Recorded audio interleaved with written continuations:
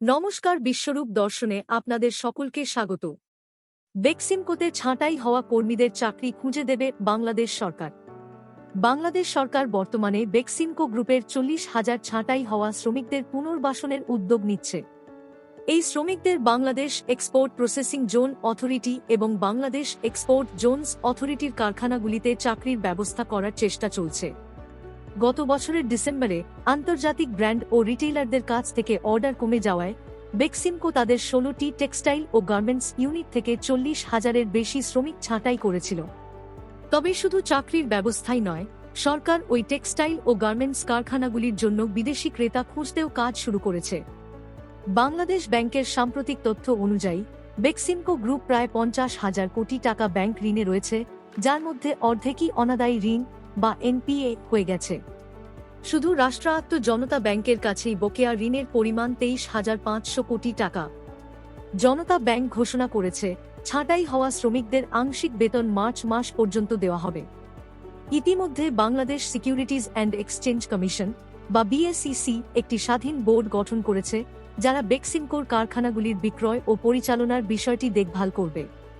বিএসইসির স্বাধীন বোর্ড জানিয়েছে, গ্রুপের ফার্মাসিউটিক্যালস এবং সিরামিক্স ডিভিশন লাভজনক রয়েছে এবং সেগুলি চালু থাকবে।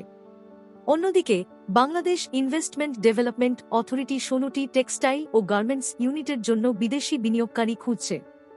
বেক্সিমকো ফার্মা, সিরামিক্স এবং বেক্সিমকো লিমিটেডের সরকার নিজের লোক নিয়োগ করেছে। আগে বেক্সিমকো প্রতি মাসে $30 কাপড়চোপড় রপ্তানি করত। যদি সরকার তাদের এলসি খোলার অনুমতি দেয়, তাহলে তারা আবার রপ্তানি শুরু করতে পারবে, কারণ বিদেশি ক্রেতাদের সাথে তাদের ভালো সম্পর্ক আছে। বেক্সিমকো গ্রুপ যদি নতুনভাবে লেটার অফ ক্রেডিট বা এলসি খোলার অনুমতি পায়, তবে তারা আবার টেক্সটাইল ও গার্মেন্টস রপ্তানি শুরু করতে পারবে। প্রতিষ্ঠানটি আগেও আন্তর্জাতিক বাজারে শক্তিশালী সম্পর্ক বজায় রেখেছিল।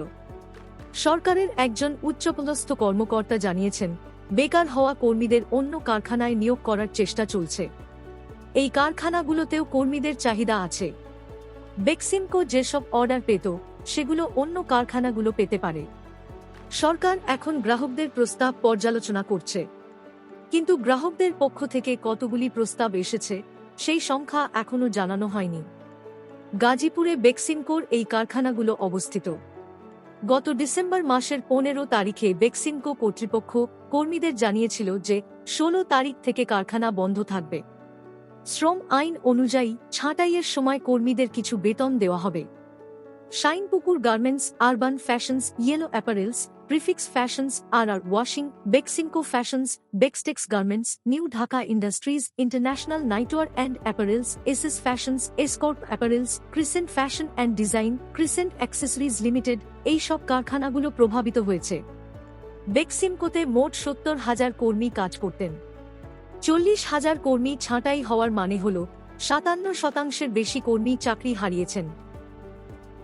ভিডিওটি পছন্দ হলে লাইক দিন, কমেন্টে আপনার মতামত জানান, আর শেয়ার করে বন্ধুদের দেখার সুযোগ করে দিন। আরও আকর্ষণীয় কন্টেন্ট পেতে চ্যানেলটি সাবস্ক্রাইব করুন। ভালো থাকুন, নিরাপদ থাকুন, আবার দেখা হবে।